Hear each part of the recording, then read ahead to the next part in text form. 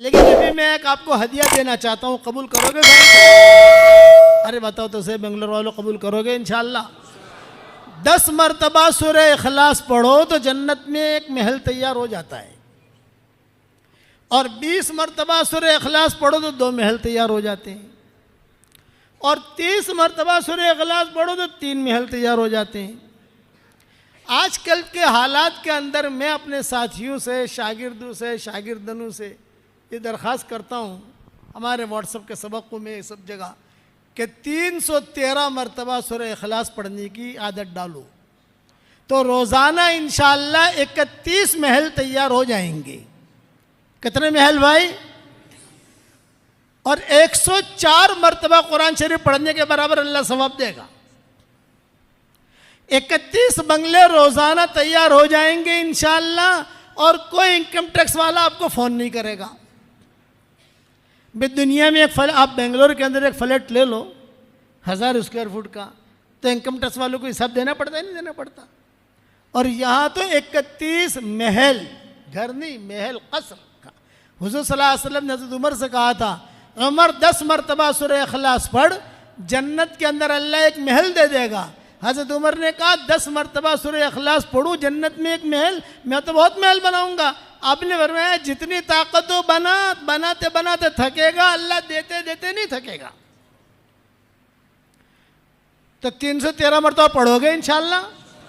अच्छा, 313 मरतबा सूरह इखलास, 313 मरतबा दुरूद शरीफ, 313 मरतबा इस्तिग़फ़ार।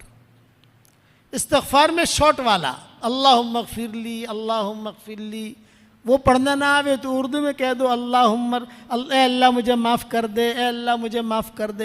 इसलिए लोग बेचारे सीधे साधे होते हैं, बाद मरतबा उन्हें कोई चीज़ समझ में नहीं आती। एक पठान मिला, पठान, अभी हम सफ़र में थे ना, एक पठान जो है वो बेचारा तवाफ़ कर रहा था। ज़ोहर के वक्त में आकर उसने पूछा भाई ये तवाफ़ ख़त्म कब होगा? अरे पठान साहब कब से शुरू किया? बोले फजर से शुरू किया है, तवाफ़ ख़त्म ही नहीं होता। और बेचारा सुबह से चलते चलते थक गया ज़ोहर में, कि तवाफ़ ख़त्म कब होगा? अरे 7 चक्कर पर तवाफ़ ख़त्म हो जाता है। अरे भाई मुझे तो पता नहीं, मैं तो सुबह से लगा हुआ हूँ कि तवाफ़ ख़त्म होगा, कोई रहेगा नहीं, इसका मतलब है कि तवाफ़ ख़त्म हो गया। ये तो जो है चल रहा हूँ तो लोग आ रहे हैं, चल रहा हूँ लोग आ रहे हैं, सीधे साधे आदमी होते हैं। हाँ, मस्जिद क़ुबा में हम गए, एक बुढ़िया बैठी हुई कहती थी कि अल्लाह पाक तेरे नबी का उम्र बहुत आसान है, तेरा उम्र बहुत भारी है,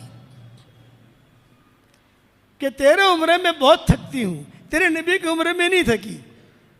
वहाँ जाकर 2 रकात नमाज पढ़ लो, तुमरे का सवाब मिलता है ना, कि तेरे नबी का उम्र बहुत अच्छा है। ऐसा मक्का में कर देना अल्लाह पाक, तेरा उम्र बहुत भारी है। सीधे साधे लोग बेचारे। हाँ, तो ऐसे लोग होते हैं जिन्हें अरबी पढ़ना भी नहीं आता था। मैं उनसे कहता हूँ इतना कह दो, ए अल्लाह मुझे माफ़ कर दे, ए अल्लाह मुझे माफ़ कर दे, ए अल्लाह मुझे माफ़ कर दे, मुझे माफ़ कर दे। 313 मरतबा करोगे इंशाअल्लाह?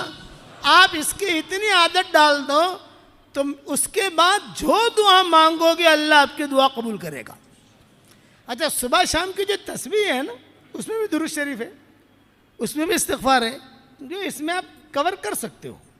यानी सुबह शाम 100 मरतबा पढ़ते हो, 200 मरतबा हो गया, अब 213 मरतबा और पढ़ना है, और कुछ नहीं। 313 मरतबा सूरह इखलास, 313 मरतबा दुरूद शरीफ, 313 मरतबा इस्तिग़फ़ार, इतनी की पाबंदी करो। इंशाअल्लाह सुम्मा इंशाअल्लाह आप कहोगे कि मौलवी साहब ने कितनी बड़ी चीज़ दे दी। मेरे वालिद साहब रहमतुल्लाह अलैह मुझे कहते थे कि बेटा यूनुस, ये यूनुस को थोड़ा खींचते थे, बेटा यूनुस रात को जब नींद ना आवे ना तो 5-6 बंगले बना देने की जन्नत में, तो बंगले बन जाएंगे, नींद भी आ जाएगी। समझ गए आप?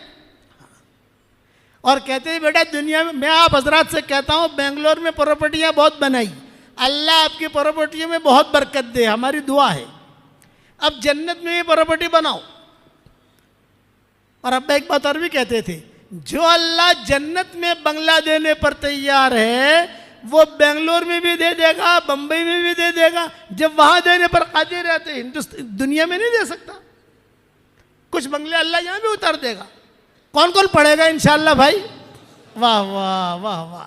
और एक हदिया और मुख्तसर सा, आजकल लोग बहुत परेशान हैं, जिसको देखो कारोबार नहीं है, कर्जा हो गया, जिन्नात परेशान कर रहे, नजर लग गई, हसद है, कर्जा चढ़ गया, कर्जा देता नहीं है, ये है ना भाई। हम तो जग पीर है ना, जग पीर, इसलिए हमको जो जो लोग पूछते हैं तो मैं उसका आसान इलाज बताता हूँ आपको। आपके जैसे मस्जिद है, इसके 4 कोने हैं, देखो एक कोना ये, एक कोना ये, एक कोना ये, एक कोना ये। वैसे हर आदमी के घर के 4 कोने होते हैं, कमरे के, कोई भी कमरा हो। आपके महल है, आपके पास कई कमरे हैं, एक कमरा खाली पकड़ लो आप, हर कोने में रोजाना आयतुल कुर्सी पढ़ा करो और दम कर दो बस। आपके 5 बेडरूम है तो 5 बेडरूम में पढ़ना जरूरी नहीं है, 5 बेडरूम में 3 हॉल है, सब जगह पढ़ना जरूरी नहीं है।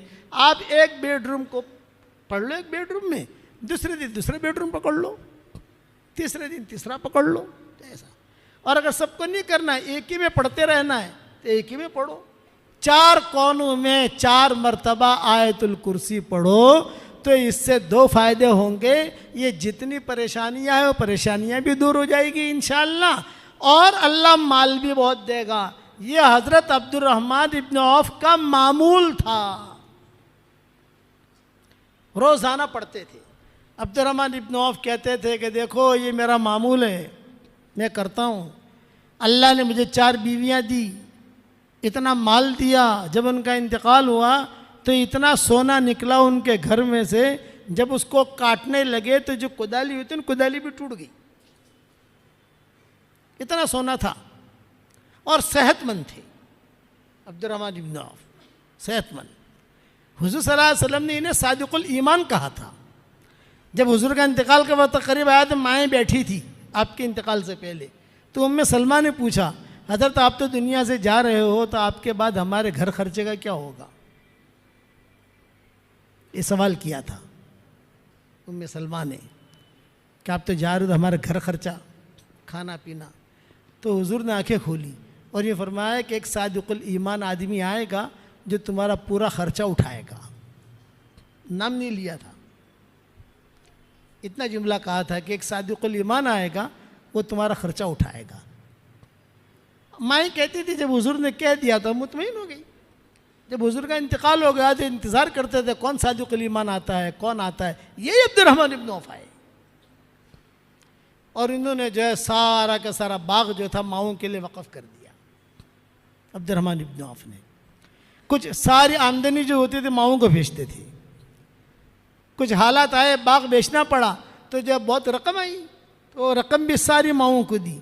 हज़रत आयशा कहती थी अब्दुर्रहमान इब्न औफ का पोता था, पोता, वो खेलता खेलता हज़रत आयशा के कमरे में चला जाता था, तो हज़रत आयशा उसे अपने सीने से लगाती थी और कहती थी बेटा तेरे दादा के लिए रोज़ाना मैं दुआ करती हूँ कि अल्लाह इसके दादा को जन्नत के सलसबील चश्मे से पानी पिला।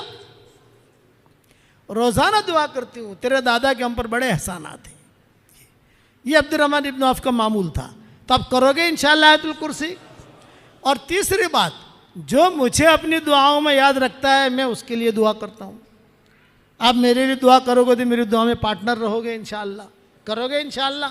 और चौथी बात, मेरे सबक सुनते रहो। आप मौलाना यूनुस पालमपुर इंस्टाग्राम पर चले जाओ तो रोज़ाना आपको नई नई नई बातें सुनने मिलेंगी, रोज़ाना। आजकल हुजूर सल्लल्लाहु अलैहि वसल्लम की सीरत चल रही है, तो 102 पाठ हुए हैं और 300 पाठ मैंने तैयार किए हैं।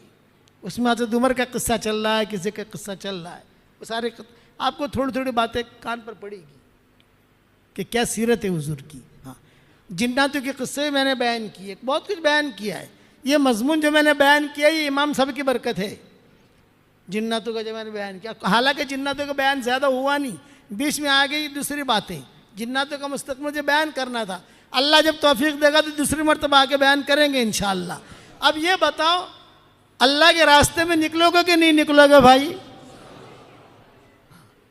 सारा मजमा ये नीयत करे कि हमें दीन का काम करना है, और दीन के काम करने के लिए आसान शक्ल है दावत और तबलीग। ये आसान है। आप कुरान का तर्जुमा नहीं कर सकते, आप बयान नहीं कर सकते, आप जो है लंबी चौड़ी बातें लोगों को नहीं समझा सकते, लेकिन अल्लाह के रास्ते में निकल कर कभी 3 दिन के लिए निकलो, कभी चिल्ले के लिए निकलो, कभी 3 चिल्ले के लिए, जैसे फुर्सत मिले आपको, लेकिन दीन पर रहने की कोशिश करो। बेदीन दीनदार मत बनना। इस उम्मत को और इस्लाम को और मुसलमानों को जो नुकसान हुआ है, यहूदियों से नहीं, मुशरिकीन से नहीं, मजूसियों से नहीं, किससे हुआ है? बेदीन दीनदारों से। कि दीनदारी का चेहरा है, दीनदारी का लिबास है और जिंदगी में दीन नहीं है, इससे नुकसान हुआ है।